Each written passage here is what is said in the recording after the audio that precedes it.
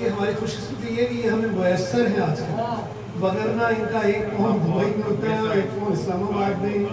تو معلمہ بھی ہیں، ان کی دنیا بھر میں ان سے فیضیاب ہونے والے اسٹوڈنٹس بھی ہیں، اور پھر ایک ادبی قبیلے سے تعلق بھی ہے، تو اس میں بے پناہ لوگ جو ہے وہ ان کے چاہنے والے ہیں. میں بنا تاخیر چاہوں گا کہ محترمہ تسنیم آفتی صاحبہ کے کلام سے آپ محظوظ ہوں. محترمہ چلا جائے گا جی جی جناب،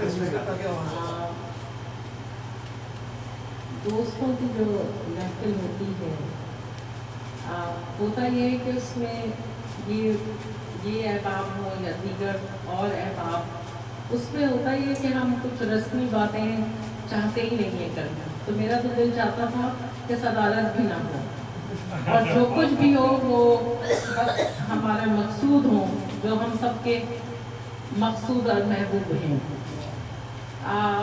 لیکن بہرحال ایک رسم دنیا ہوتی ہے جسے ہم کبھی کبھی نبھاتے ہیں. الطاف بخاری جو ہے نا، اس کے لیے صرف ایک جملہ کہوں گی، جو اسے سمجھ گیا وہ اسے سمجھ گیا. بہت محبتی ہے. اس کی شکایت جو ہے نا، اس میں اتنا شہد بھرا ہوتا ہے، ورنہ عام طور پہ لوگ عادتاً شکایت کرتے ہیں، یہ محبتاً شکایت کرتے ہیں.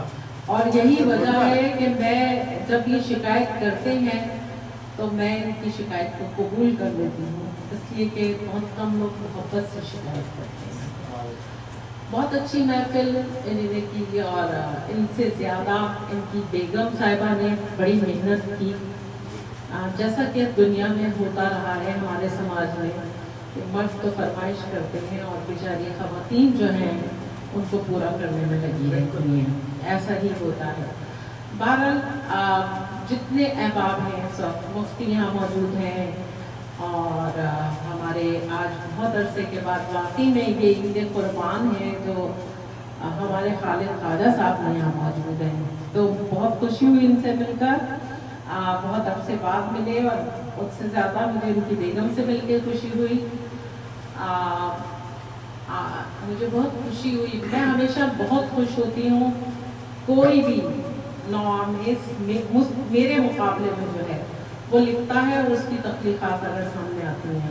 شاید ابھی جو ذکر ہوا نا میرا تدریسی حوالے سے، تو میرے اندر ایک استاد ہر وقت محسوس رہتا ہے جو اپنی بڑائی کی وجہ سے نہیں، اپنے مزاج کی وجہ سے استادانہ ایک وہ رہتا ہے کہ اتنی خوشی ہوتی ہے، شفقت ہوتی ہے کسی کی بھی نہیں، اور کسی خاتون کی اگر آئے تو میں بہت خوش ہوتی ہوں.